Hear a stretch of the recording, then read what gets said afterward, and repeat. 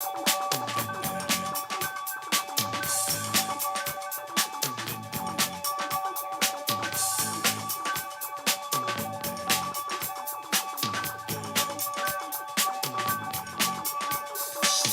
you may find yourself living in a shotgun shack.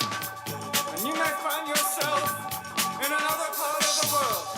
And you may find yourself behind the wheel of a large automobile. And you may find yourself in a beautiful house with a beautiful wife. And you may ask yourself, well, how did I get here?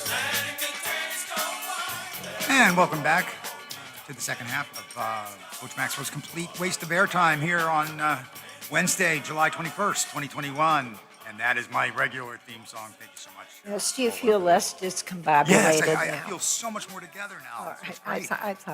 In fact, I've got enough courage now to talk to Tom on the line. Hello, Tom. You're on the air.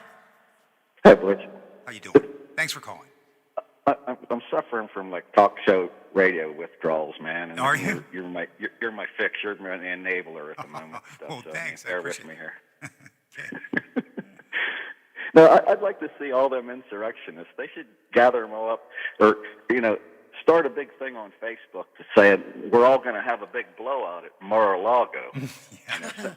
I'd like to see about 20,000 of them crazy bastards go down there to Mar-a-Lago, man. Yeah. Just have the time of their life, man. That do donuts with their four-wheel drive trucks and big monster trucks all over the golf green and everything. Just whoop it up, man. And I'll buy the how beer. comfortable would Donald Trump actually be with those people? They are not his people. he is a spoiled rich kid. He doesn't like monster trucks. He doesn't like. They don't make a selfie stick long enough for him to stand there and take a picture next to that guy with the big horn. No. Stuff, you know what I mean? Yeah, I can imagine. but he loves. They should make. National Lampoon should make a movie like that. Yeah, it really should. If they were still making good movies, that would be awesome. But I just had to get that off my chest. Great thought, Tom. Thanks for contributing. Could I just pay you to come on here 2 days a week or something? I don't make much money, man, but I mean. Oh yeah, you can come on with me anytime. I'm going to be here every Wednesday from now on, and as far as we know, I'm going to be here for 1 hour. Just for 1 hour on Wednesdays. Yeah. Oh man. Yeah, but I'll be guest hosting for Bill and Howard from time to time too. So I hope so. I'm the go-to guest guy. Anyhow. So great. Well, thanks for your support, Tom. I really appreciate it, and please, keep tuned in. I will, man. Lola told me a couple days ago you were going to be on. It's the only reason I even turned it on. So. But thanks a lot, man. That's really sweet. Thank you. All right. Yeah, that's caller Tom. That's so great. Hey, I got a couple little short things that I can share with you because we do want to go to a news break in just a minute or two. But local motorists are in for some more traffic changes on I-70, just what you've been waiting for, folks. Yes, this is going to continue to be a mess for another, about 16 months, I think, something like that. I think November of next year is when they're hoping to have most of the big traffic problems on I-70 at least complete. But right now, what they're doing is they're going to change things out between the Elm Grove exit and Triadelphia's Middle Creek area. So, what they're doing is they're replacing all of the bridges in Ohio County across I-70. This is a 3-year, $214 million project, the I-70 Bridges project. And it's now just about halfway complete. So, for as long as we've been putting up with this, we got as long again to put up with that. Yeah, but you know what? I'm impressed. They have really, I think they might be slightly ahead of schedule. Mm-hmm. And it hasn't been nearly as bad as I thought. The only one thing I'm going to really complain about is the off-ramp to get from 70 into downtown. Mm-hmm. They're going to shut that down to do that little section of bridge, which means then you have to go up and then come back on 250 and then make a swing around. Yeah, it's going to be very awkward when you're coming from the west. You're saying, and so, but there's not much they can do about that, though, I think. No, but build that bridge quick. This particular new change in traffic patterns is not expected to call for any major delays. We're just going to see a different way, a different configuration for those traffic barrels out there. Yes, the barrels will be moved around, and you'll have to drive around them in a somewhat different manner, but it's not going to cause a whole lot of stress or problems than you've already been experiencing. But yeah, the new construction where they've replaced the bridges in Fulton on the westbound lanes east of the tunnels, they look beautiful. It's just it's great. And yeah, I was afraid that because all this started before COVID hit us, and it seemed like during COVID there wasn't much work being done, but they didn't get delayed at all. They and during COVID they did get back to work. I think it was they didn't work for a relatively short amount of time. I think it was only about 2 weeks. Yeah. And that was when they first shut down the state. Remember when they first did? It was only going to be for up to a month. Yeah. That was it. And so, yeah, I think the owners, the construction owners thought, well, you know what? Let our people go home because it's not going to be really cool to go out or stay in a hotel. Right.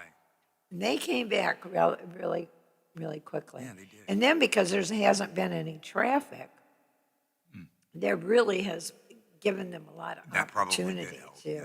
keep working. Although the traffic has picked up again now.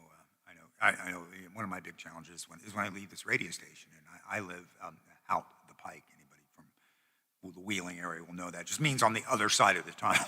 Yeah. And it's kind of a journey because, that's the traffic really piles up along National Road, and it can take what's normally a 10-minute drive takes about 40 minutes, especially around 5 o'clock in the evening.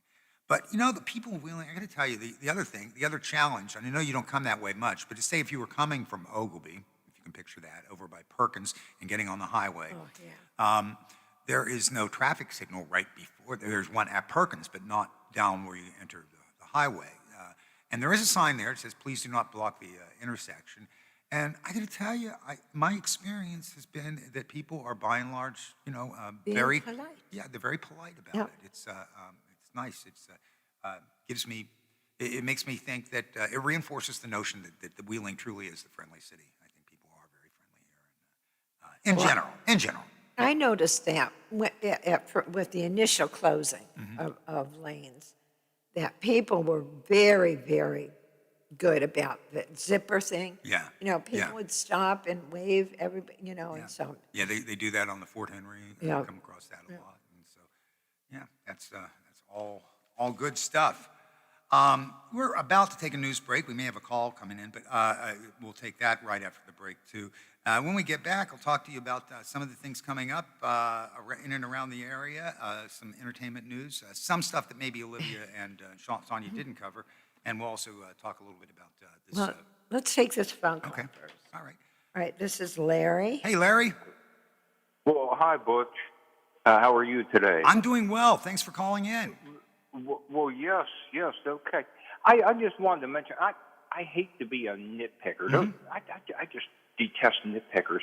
But I gotta say, are you on a remote location from Lola? No, we're actually sitting across from each other. Okay. Well, when you speak, now Lola comes booming through. She has that voice that you could hear anywhere. Yeah, she does. So Yeah. when I hear you, sometimes it's loud, and then sometimes you just say, Oh. and I'm going, what did he? What? Definitely not a good thing. Okay, well, I will try and keep my my mouth consistent at a consistent Well, don't distance. eat the microphone. Yeah. A lot of people make that No. mistake. It tastes terrible. But No, hey, and I'm going. I'm getting closer and closer to the radio. What was that? I just wanted to mention that. No, thank you for nothing bringing personal or anything. No, thank you for bringing that up, though, because I'm here to be heard. So, Yeah. Okay. Okay, I appreciate I hope that. you don't live in Pennsylvania. No, Larry, I'm a West Virginia resident. Oh, good. Then Yeah. you won't have to fight the headwinds and the tractor trailers and the crazy motorists Yeah. and maybe not even show up. Well, Just the one Hey, I from, just want to mention a few things. Hope you have a great day. okay, thank you, Larry. Thanks for your contribution. I appreciate your call. Bye. Bye-bye.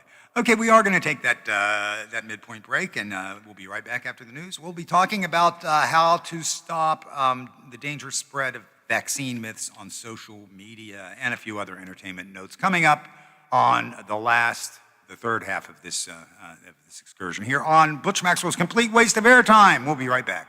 The Metro News Update is brought to you by Thomas Auto Centers, Mall Road, St. Clairsville. Get the best deal at Thomas Auto Centers.